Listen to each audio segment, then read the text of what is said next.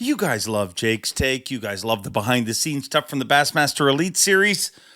Well, this week we're going to bring you way behind the scenes. Maybe just too far behind the scenes with the ultimate Jake's Take. It is Good Friday. Happy Easter all. Now for something totally untimely.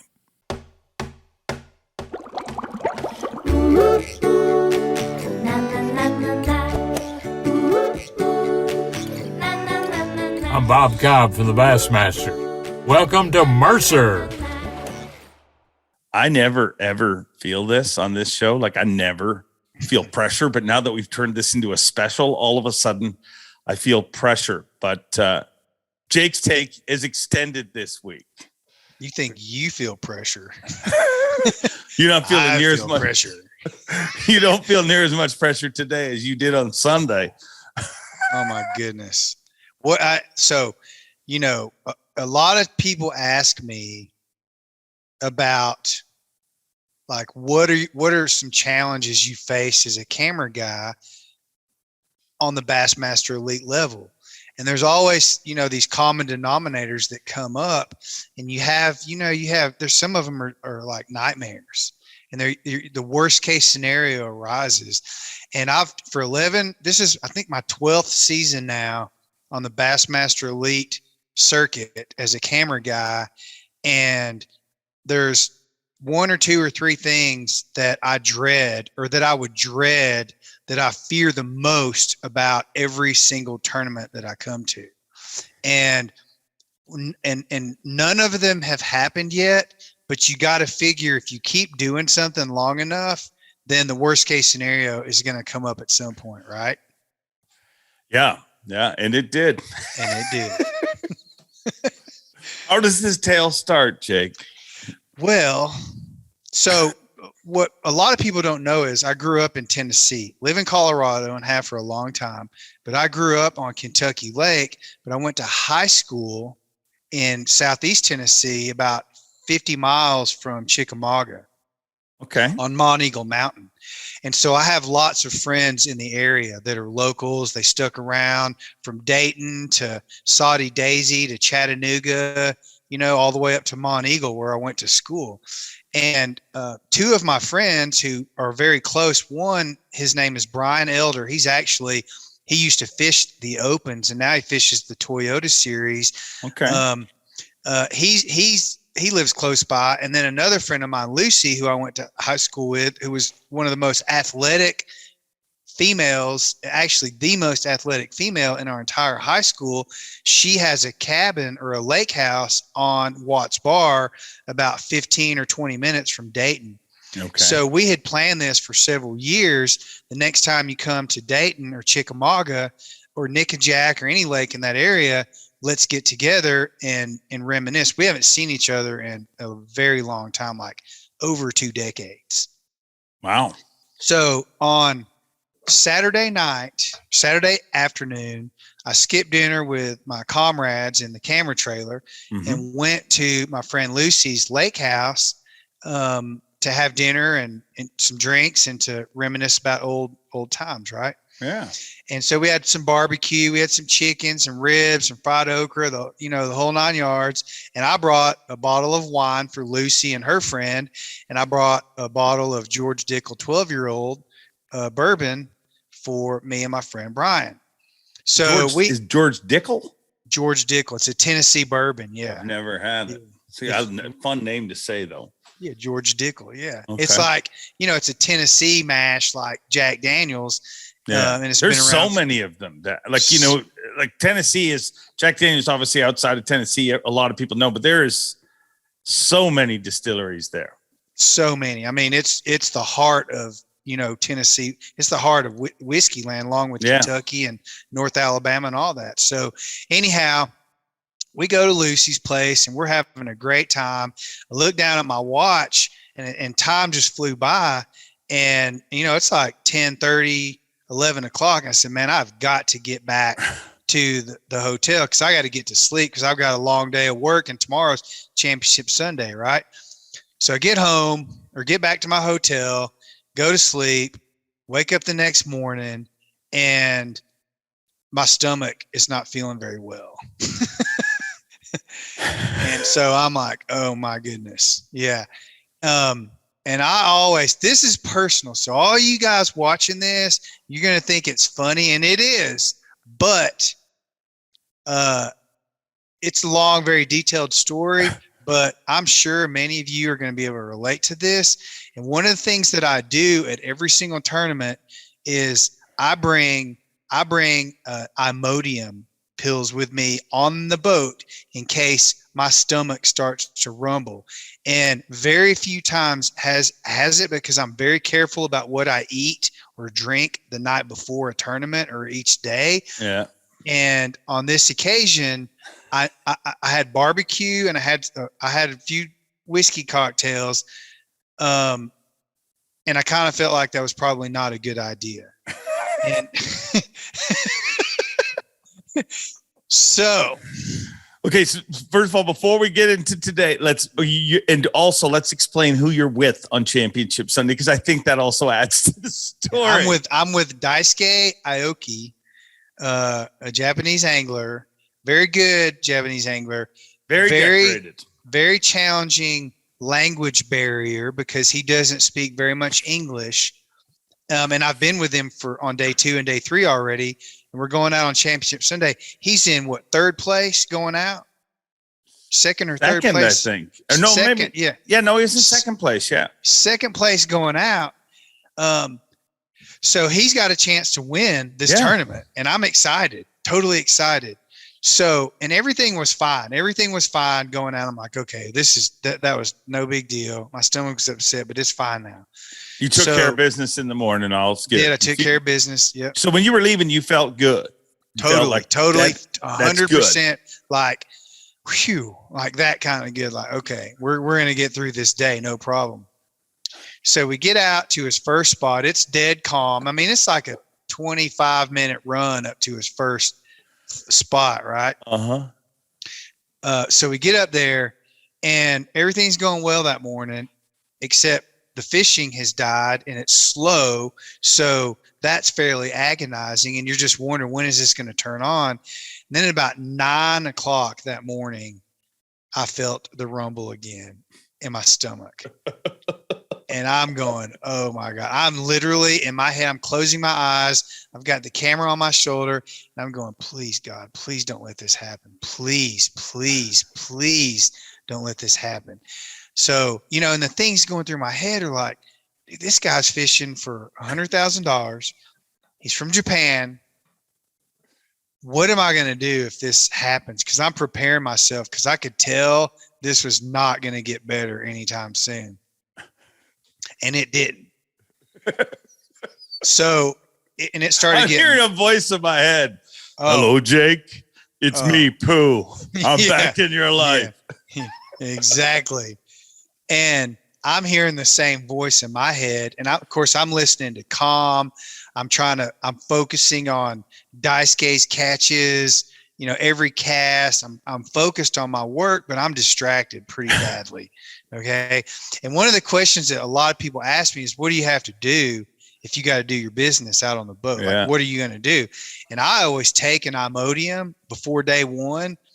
It dries me up and it prevents all that from happening unless something overpowers it.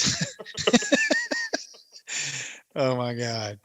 So time starts to go by, and before you go any further, I just want to warn you, this has either happened to you, and if it hasn't happened to you in your life, it's gonna. Okay, you only got what? Either don't live long enough, but if you do, it will happen to you. And you might not be on a bass boat. You might be on an airplane. Yeah. You might be on a shuttle. You might be at a guest house. Might be on a stage. A new date with a new girlfriend. Oh, I mean, you watch Dumb and Dumber, right? Oh my goodness. Oh. Okay. So my worst nightmare is beginning to come into focus here. And I'm starting to sweat, like, oh my God, what am I going to do? So I start trying to figure out how am I going to, this is a problem, and I'm not going to be able to stop it. At some point, I'm going to have to explain this to Daisuke, and what am I going to do? And we've talked about this in the camera trailer a number of times. Like, what are you going to do? You're going to get him to take you to the bank. You're going to call Wes over because he's in a drone boat, or there's usually a camera, a still photography and a camera boat around. You're going to call them over. So my first thought was, I'm going to call Andy Crawford. He's in a camera boat about 150 yards away. I'm going to call Andy, and I'm just going to say, dude, you have got to come get me and take me to the restroom. You can jump in the boat and sustain the position as Marshall, and I'll get in your camera boat, and he'll take me to the bank or the bathroom, and then I can get back in, and we'll just make the switch. But I was scared to do that because Daisuke had already been very colorful about not having any other boats on his flat with one of the other still photographers, Sego. Who's his friend, and a Japanese friend at that. They communicate very well. And he had already had, some distaste in any other boat being on his flat because it was so shallow. You want to spook the fish, right? The boundaries have been set. Correct. And I'm thinking about these boundaries at this point going, man, I got to break these boundaries. Like I have got to do something. So now it's like 10:30, an hour goes by and things are getting worse. But as you all probably know, in that kind of situation, it can go away temporarily, but then it comes back like Satan. It never stays away. So when it goes away, you start thinking, oh my God, thank you so much. False confidence. Exactly. And then when it comes back, it comes back worse. And each time the level of intensity gets worse, and I'm holding it. I'm just being honest with all you guys. If you don't want to listen to this, turn it off. But I'm gonna finish this story because it is an incredibly what's the word I'm looking for? It's an incredibly shitty moment. This podcast has gone to the shits. So many puns. Doing double duty, right? This is where it all really goes down, literally. Yeah. Just flush the whole day right down the toilet. Okay. Okay, so time's going by. Daisuke decides to move. Okay, so he goes back. He's done on the open water offshore, and he goes into this marina and starts fishing the bank. And I think he's going to start fishing the docks. I'm like, sweet, like there's a bathroom here. This is a marina. It was a pretty good sized marina, and he doesn't get anywhere near it. And I asked him, I said, Daisuke, are you going to be here for a long time? Because I'm thinking in my head, okay, if you're going to be here for a while and you're going to start fishing these slips, I'll get Andy to come over and get me. This is the perfect opportunity. Yeah. Andy can come get me, dump me off on the dock. I can run in there, go to the bathroom, come back, boom, no one's hurt. He's still fishing. Everything's cool. And his answer was, no, we're leaving now. Which... I was not there, but I just know when you're in said situation, you saw a silver lining. I mean, you saw the pot of gold at the end of the rainbow. So your body, your sphincter, it thinks it's going to go down and it doesn't listen. So it makes it worse, would it not? Like, I mean, it's like when you need to go to the bathroom and you're right, the closer you get to home, the more you need to go to the bathroom. Yeah, I might as well have been doing, 15 miles an hour over speed bumps at that point. So I'm like, oh my God, I cannot believe this. I should have said something 15 minutes ago, right? I'm just missing all these opportunities, but a lot of it had to do with the fact that my camera was on live, or they had a drone over us on live. So I felt like, okay, I'm doing this. Like at this point, I'm doing this for Daisuke, and I'm doing this for the show because I don't want to be the one. I don't want to be that guy. Yeah. So I sit down, which was very difficult to do. I'm literally, my knees are shaking, Mercer. I'm telling you, like I had my feet up against, the foot peg on the passenger seat of his boat, and my knees are shaking, and I'm like, the back of my neck is sweating. And we idle past Andy Crawford, and this is now this is hours. This is like 1:00. Okay. Yeah. And I've been holding it the entire time. And I'm honestly, this is the honest, raw truth of the matter. I was in pain. I was hurting at this point. Like I felt sorry for me, not Daisuke. I'm getting pretty selfish here. Like, okay, I'm going to have to do something. So we auto pass Crawford and I go, dude, when we make our next stop, I thought, okay, I've got another solution. When we make our next stop, will you just please, as soon as we get there, come up to the back of the boat? I'm going to jump in because I got to go to the bathroom. And at this point, we're idling past Crawford and he yells, he goes, oh no, I got to go back to the media trailer. You guys will be all by yourselves. So just pee off the back of his boat. He thought I was saying I couldn't go to the bathroom because he had been there all day and he's taking still photos. I'm going, no, dude, I got. He didn't know you needed help. He thought you were just. Exactly. Exactly.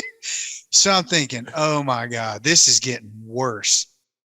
So we go back to his starting place, the big flat in front of Foster's, whatever it was. And we're out in the middle of the lake and I'm going, oh my God, I can't believe this. And no, I look back, Crawford's not there. Wes isn't there. No one is behind us. It's slick calm out there. The time is getting away from Daisuke. He's only got 3 fish in the boat at this point. And I'm just going, dude, I got to do something here. So the next thing I know, I'm trying to figure out there's 2 bathrooms up at the big parking lot in front of us, right? There's another boat ramp over there and there's 2 bathrooms. I could see them from where we were. And I had to stop looking at the bathrooms because every time I looked up at the bathrooms, it got worse. And at this point, I'm telling you, Mercer, I'm in like pain. Like my eyes are closed. My stomach's killing me. I'm shouldering a camera. It's just miserable. And then I hear a boat behind us and I turn around and it's Wes. And I'm thinking, okay, I'm going to text Wes right now. I'm going to have him come get me. He's running a drone. And literally no more than I pick up my phone or grab it out of my pocket. Wes comes on comm. He goes, my drone's up. I'm on Daisuke. Do you see me? And I'm like, oh my God, he's got a fresh battery. This is at least 26 more minutes because that's how long he can stay in the air on a fresh battery. I'm going, I can't hold it for 26 more minutes. So I'm just succumbing to this whole situation. I'm starting to wind this story down. Okay. It's just starting to come to the end. And Wes finally, he lands his drone and then Coleman comes on comm and says, Jake, you're on live mix. And I'm going, oh my God. And these are like long takes because we're on the mix. We're not on the show. I'm on the mix at that point. I'm going, this is another 15 minutes and I'm getting worse and worse and worse. At this point, I'm literally thinking, man, if I had some sleeping pills right now, I'd probably eat the whole bottle. Not really, but you know what I'm saying. Yeah. So then it's like 2:00, check-ins at 3. Daisuke says, okay, we're moving. And he puts his hoodie down and ties it. And I'm going, oh my God, he's going all the way back. So I looked at him. I said, Daisuke, are you going all the way back? He says, yeah, we go back to Blue Water. And I went, oh my God, this is a 30-minute boat ride. We're obviously going to pass other boats, either going the same direction or coming the opposite direction. And we passed 30 boats and we're hitting wakes. When you're 45 in those wakes, there are speed bumps at that point, right? Yeah. I'm seriously about to start crying. This isn't funny anymore. This is like serious 911. I might have to call a helicopter in to lift me out of here. So he gets all the way back to the pull in or the so cutoff. You went like you didn't when he said we're going, you were like, okay, let's go. Oh yeah. I had to because it's 2:00 or 2:15. It's on Championship Sunday. He's got 3 fish in the boat and he's got to go back and he's going to fish somewhere close, to Blue Water where the check-in is. And he pulls up to this rock bluff. And before he got up, I grabbed him by the shoulder and I looked at him. I said, Daisuke, I'm sick and I need to go to the bathroom.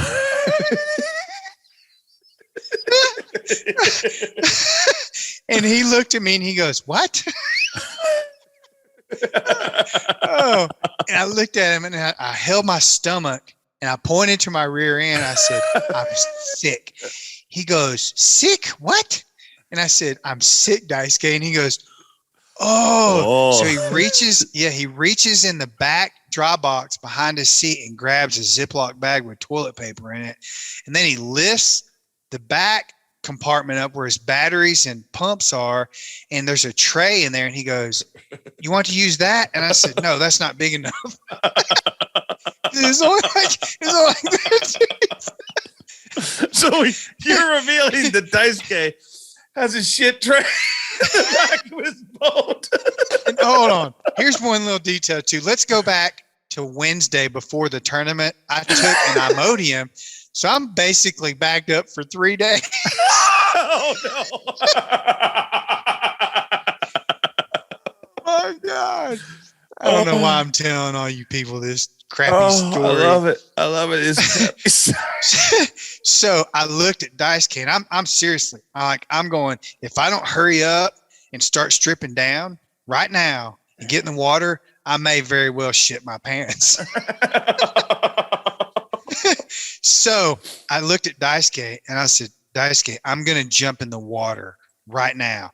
And he goes, an aqua dump. he's like, "What do you want me to do? You want me to," like, he's pointing, "You want me to go to the bank?" I'm like, "No, we don't even have time for that." And plus, I didn't want to get in his way.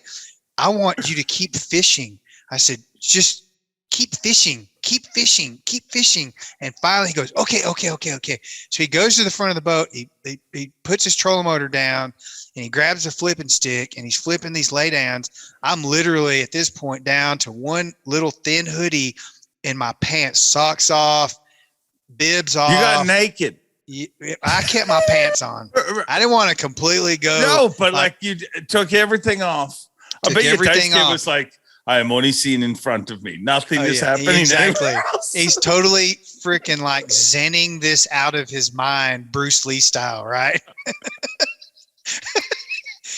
And I got down to my pants and I step on the back handle and the power pole bracket, and I jump in the water as quietly as I could. So I grabbed the handle with my left hand, right by where like a water skier would get back. And there's a handle back there by the little flip down ladder. It's a skeeter, right? FXR. And I put my elbow on the bracket of the power pole bracket, and I literally, if I can say this is going to be graphic, I pull my pants down underwater and I let her rip. And I never went from feeling so bad to feeling so good in my entire life. I'm like, this has to be the closest thing, which I can't even speak of because I'm a male. This has to be the closest thing to having a baby. Oh. And so was it quick? Was it like, I mean, you had 3 days worth of, like, you were in there for a while. There for a while, yeah. I mean, I didn't have time to read the whole paper, but I read the front. I read the front page of the paper. And the whole time, Daisuke just fishing. Totally fished. Never. I was watching him. Not that I really cared, because at that point it was either do or die, And so I'm like looking back. I'm like looking back in the water, and I'm going like this. I'm like, oh, this guy's swimming after you. I'm this deep in water. Like the water's up to here. Okay. I'm basically underwater, and I'm splashing everything back because there's an eddy behind the boat, because he's flipping laydowns. He's not trolling for walleyes. He's flipping laydowns, right? And so I'm like splashing everything back. And finally, when it was finally over, just by the grace of God, we came over a log, and I felt it. I felt it with my feet. And as soon as I did, like I obviously pulled my pants up. And when I felt the log at my feet, I put both feet on it and I pushed up and got back in the boat and just started wringing my pants out as much as I could, put my bibs back on, put my socks on, put my shoes on, put my hoodie back on, put my hat back on, grabbed my camera, turned it back on. And Daisuke said, you okay? And the word for okay is daijobu. And he looked at me and goes, daijobu? Daijobu? I said, yeah, daisuke. And you could tell he felt horrible for me. And I felt horrible for him that he had to go through that experience with me. Hey, had that been Lee Livesey or Caleb or even Polinick or someone that I've spent a lot of time with, and we're, brothers or whatever, I would have probably done it 3 hours ago. You know what I'm saying? but this is Daisuke. It's like going to dinner with the emperor, and the most honorable and the most polite culture in the world. And you just shit on his championship Sunday, literally. Literally. That's what we have to remember together. It's so, I don't know who would be, maybe Rick Clun might be worse, but I feel like Rick would be like, I'll show you how to do it. Yeah. He would have like a Praymantis move that would be like, if you go in this position, everything exits you quickly and smoothly.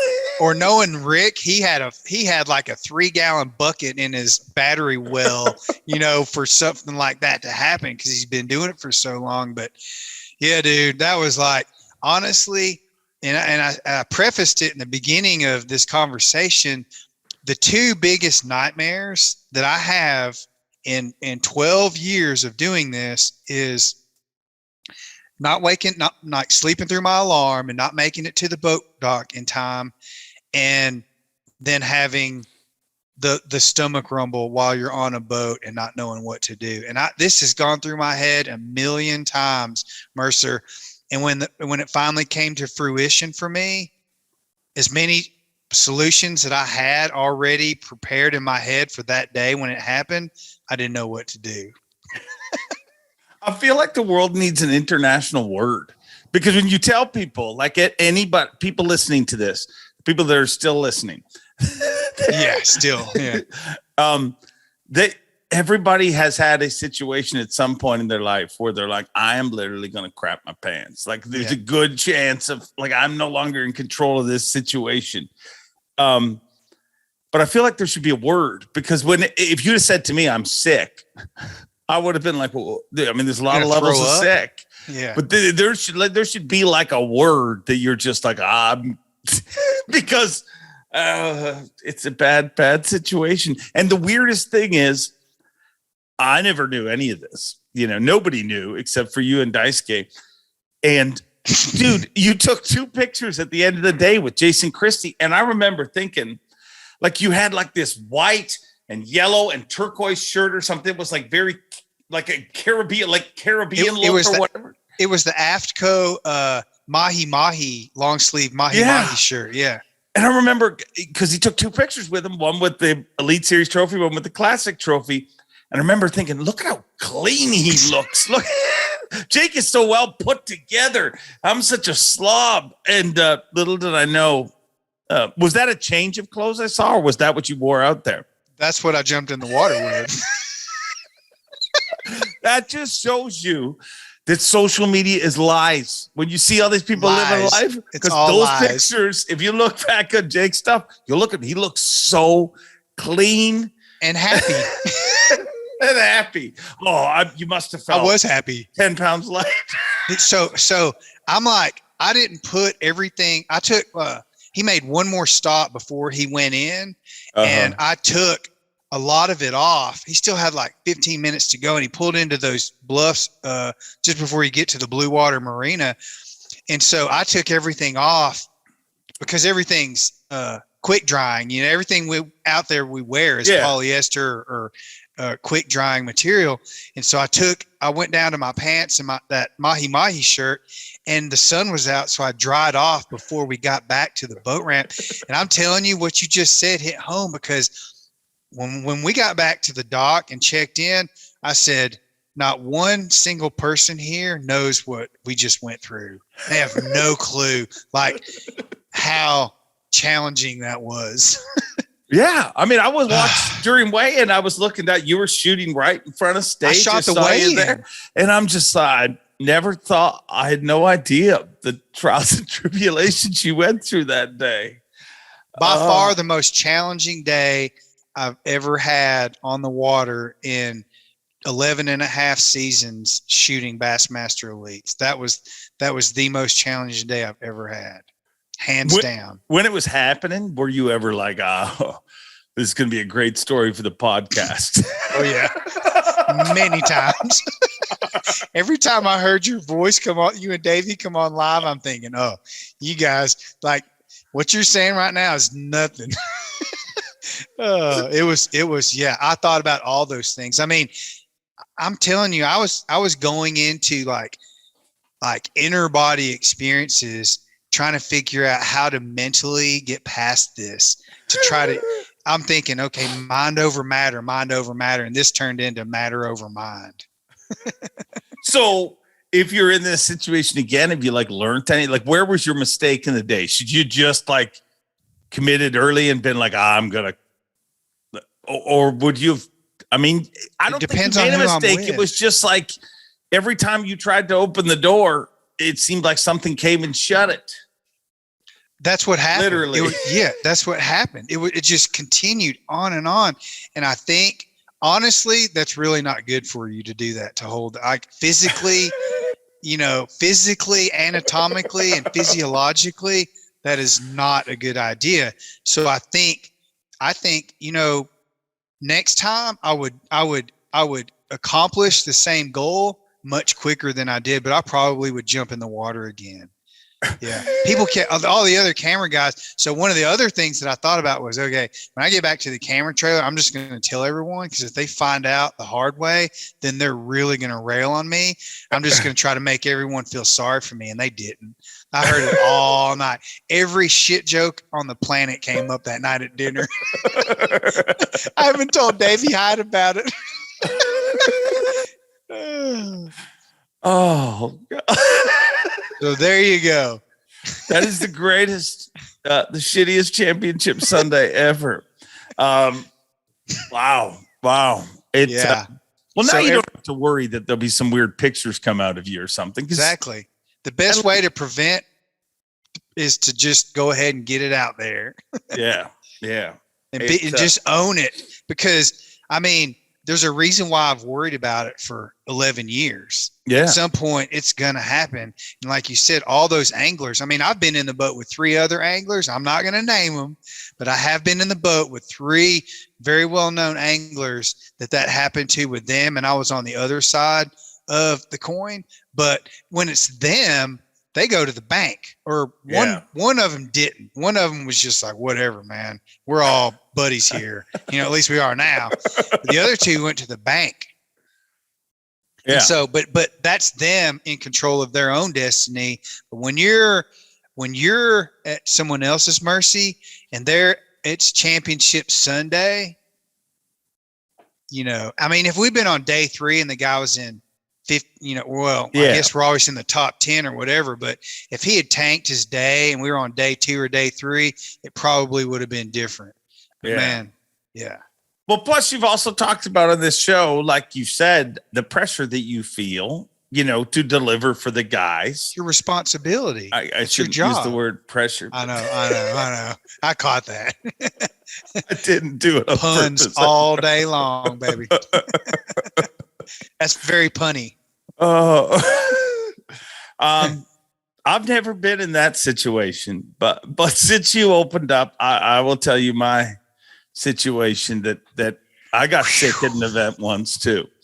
More than once. I mean, if the amount of time we all spend together, somebody's going to get sick. Something's going to go bad. So anyways, this was several years ago at the Bassmaster Classic. And I don't know that there's a worse place to get sick than on the water on somebody's boat on Championship Sunday. But if there is, it might be standing on the Bassmaster Classic stage. And I'd rather be on a boat. Mine didn't last quite as long as yours, but trust me, it felt every bit as long. So I get out there, and the Classic is a nonstop, it's hard to eat or anything. You know what I mean? Because you're so busy, you're moving from one thing to the other. So I get right before I go on stage, maybe a half hour, an hour or so, a couple hours before I go on stage, there was Chick-fil-A. And I was like, nothing against Chick-fil-A. Every other one's been perfect. But this one evidently was not. So we get up there and I'm feeling totally fine. Excited. I think it was day 2 of the classic. I'm excited to go. So I get up there and we're literally 2 anglers into it. And I feel in my stomach, but it was more of a, like, I'm going to throw up. Like, I didn't know what was going to happen, but I was sick. And I can hear people talking to me in my ear, but I can't really communicate with them. So I'm up there and you're trying to breathe your way through it. And you're like, I'm not going to be known as the guy that pukes all over the classic stage or craps or whatever ends up happening here in this situation. And, like I said, we're 2 anglers into this weigh-in. And I mean, I started sweating profusely and like, I looked so bad on stage that as soon as I got off the stage, I got a text from my wife asking if I was okay. That's how pale my face went. Wow. Like she could see it from Canada. Wow. So evidently I'm not bouncing around and being jovial self. And at some point, Mike says in my ear, he's like, have some fun up there. You know what I mean? Like kind of saying, he's get it together. It. Yeah. And I just kind of looked directly at the camera and I was just like, and then somehow it came out. They knew I was not feeling well. Like, you know what I mean? Like between messages, like he's like, are you okay? And I'm like, so this is while I'm interviewing an angler. Like I'm looking at the camera and I'm answering him non-verbally. And, he's like, are you not well? Like, I guess he picked up, are you sick or whatever? And I said, yeah. And he said, we'll get you a break or what. Then we're 3 anglers into this. Holy moly. So Trip now knows. I said to Trip that I'm not feeling well. And I still remember to the day, Trip turns to me. He's like, are you poorly? And I'm like, what? Are you feeling poorly? It's not a term you hear in Canada. And I'm like, yeah, no, I'm not good. Not good, Trip. So, dude, I will say one thing about Trip. Trip is, was our general, was our sergeant, whatever you want to refer to him as. He is a man's man, but when you are ill at all, he becomes the best mother on earth. Like he starts running up like these towels that have ice wrapped in them. And like literally in between anglers, I would like crouch down and like start putting the towels on because it was like, I'm a sweater, but I was like pouring sweat and I'm super pale. Like, I need to, like, that feeling when mine wasn't going to come out. Yeah, exactly. But I didn't feel the pressure from, I just knew I need to throw up. Wow. And so it goes on. And there, it took probably 5 or 6 anglers before they realized what was going on. So we're now, 10 anglers, let's say, into the weigh-in, and they realized that I'm sick. So they're like, we'll get you a break. And the second they said that, I was like, oh, I'm going to get a break. And it just like when you need to go to the bathroom, right? You start to be like, oh, I'm going to make it. I'm going to make it. Like, because I literally had almost got to the point that I'm like, I'm going to puke. Like there's a hole under the stage where we put the fish. You know what I mean? I'm like, maybe we need to tell them to clear out. And then like Don Day does the intro. So maybe I could just go down there and let her go. But I mean, who wants to do that? Right. So, but I know you're like coming up with solutions. Yeah. To help like balance this out. So it's not as bad as it could be. Yeah. Or would be. Yeah. I hear you. And while you're doing that, everybody's having the best time of their life. Right. You know what I mean? All the anglers. No one knows what's going on. It's the greatest show on the water. So you're the centerpiece. Well, I mean, I don't have a centerpiece, but I don't have anywhere to go. But trust me, people don't see everything I do on stage. But if I puke, everybody in that, and I just think of like there's that giant bank of people with lenses this long. They're going to take. Remember the movie Stand By Me when they were eating that pie? Pukerama, a total puke. That's exactly what was going through my head the whole time. I'm like, I'm going to puke, then Trip's going to puke, then the angler's going to puke, front row's going to puke. It's going to be a total pukerama. Dumb and Dumber was the movie in my head. It's like a flock of seagulls. This is the grossest show we've ever done. So, like, literally, I can't believe you brought up Stand By Me, because that's honestly what I was thinking. A total pukerama.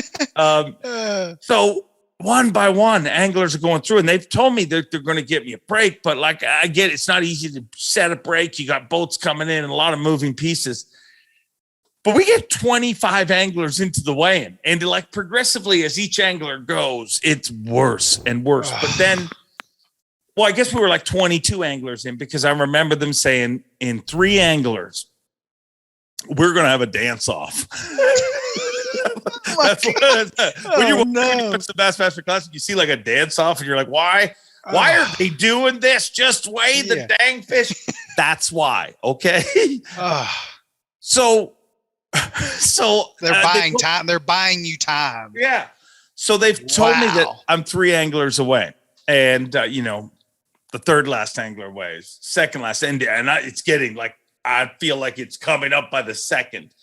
And the final angler was John Cruz. So the final angler before my break. And Cruz comes up there, and we have our little chat and everything. And while he's talking about whatever he was talking about, like at the time, all I'm hearing is, womp, womp, womp, womp, womp, womp. Just stop. Stop, John. I'll give you extra time tomorrow. Just stop. But he has no idea, right? So he finishes what he's saying. Like, literally he finishes it. And I'm like, well, we'll see you tomorrow. Let's hear it for John Cruz, right? And I'm already starting to walk, like, as I'm saying that, because I need to get off this stage. And Cruz stops me, like literally stops me. And he says, wait, like into the microphone. I'm like, I can't wait. And he goes, before I leave the stage, we got to take a selfie, because that was one of the years where a selfie was a big thing. So we go out to the end of the walkway and do this selfie. And I'm just like, and the selfie actually literally was on John Cruz's, like, it was social media profile picture for like a year. And on my face, it's just like this selfie. So we did the selfie, which was horrible. Does Cruz know about this now? I'm certain I've told him. I'm certain I've told him. Okay. Because he's hilarious with stuff like that. He is hilarious. If not, he is really on next week's podcast. That's how well prepared I am. So we will open up about it. I'm sure I've told him. But so we take this picture and everything, and then I literally sprint off the stage. Like I remember I dropped the mic on the desk. Like, I never leave the mic out there because it's awkward to walk up. Yeah. And I just run. Like, I Trip past everybody. Like, and everybody's side of the stage knows now that I'm, that Dave's feeling poorly and he's going to. So I go sprinting down the back of the backstage, and I go through. In the there's one bathroom door there. It's the same bathroom all the anglers use when they first come back. Yeah. And it's shut.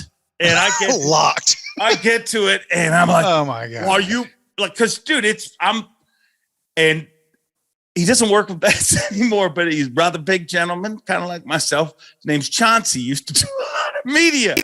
And Chauncey, just as I grab the door, he kind of it opens, like as I'm about to give up on this whole situation, it opens and Chauncey's coming out from the bathroom, and he was kind of he's like, whoa, hold on, and I'm like, get the hell out of my way, dude. And I go to the toilet, and it's total pukerama for 2 minutes, and seemed like 20 minutes. I'm hearing the dance off. It was amazing how quick it all exited, everything.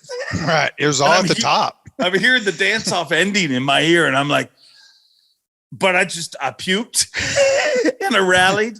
And the second 25 anglers like, it was honestly shocking how as soon as it exited my body, I was good. And I don't know if it was like a mixture of the adrenaline of, wow, we made it. Like, I didn't do this. Like, the second after the weigh-in, I felt like afterwards, it was mesmerizing how it, like, the difference between the two. But it was, for a while, I thought I was going to puke all over the stage. But these are the best, worst stories ever told on YouTube. Yeah. At least in the fishing community.